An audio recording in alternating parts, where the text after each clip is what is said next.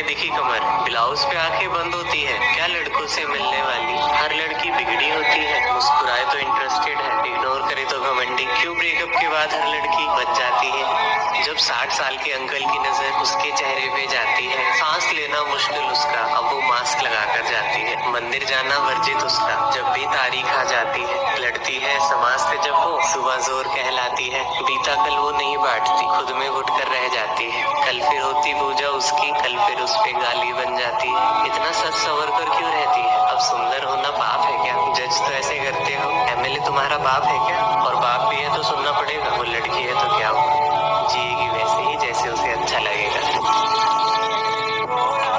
सबने अपने बचपन में एक कहानी तो जरूर सुनी होगी, बूंदे ले हर बोलो के मुंह। हमने सुनी कहानी थी और खूब लड़ी मर्दानी, वो तो झांसी वाली रानी थी। एक सेकंड, खूब लड़ी मर्दानी क्यों, क्या एक लड़की तलवार उठाकर नहीं लड़ सकती। तो फिर रानी लक्ष्मीबाई ने जब तलवार उठाई तो उन्हें मर्दाना क्यों कहा गया।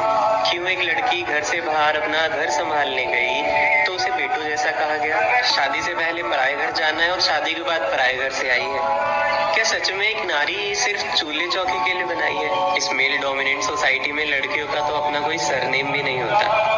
सुंदर है तो खुश होगी, पर असल में किसी किसी का तो कोई दोस्त भी नहीं होता। अरे तुम चाहो तो कल्पना चावला या इंदिरा गांधी भी बन सकती हो। अरे कोशिश तो करके देखो, तुम एक लड़की होकर भी बहुत कुछ कर सकती हो।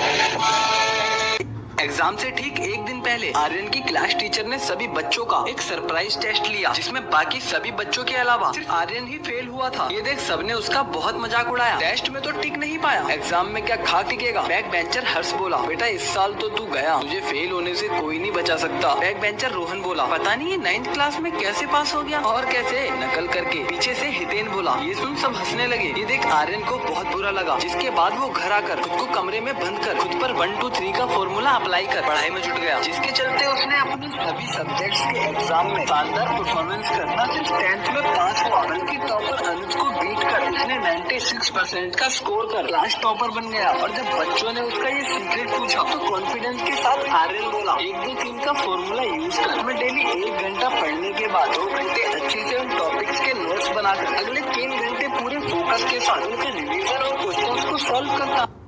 अभी जो इतना हक जताती है, एक दिन वो सबके लिए पराई हो जाएगी। अकेले बैठी थी आज तो ख्याल आया, एक दिन उसकी भी विदाई हो जाएगी। अभी जो शहजादी बनकर रहती है, वहाँ उसे हर दर्द छिपाना पड़ेगा।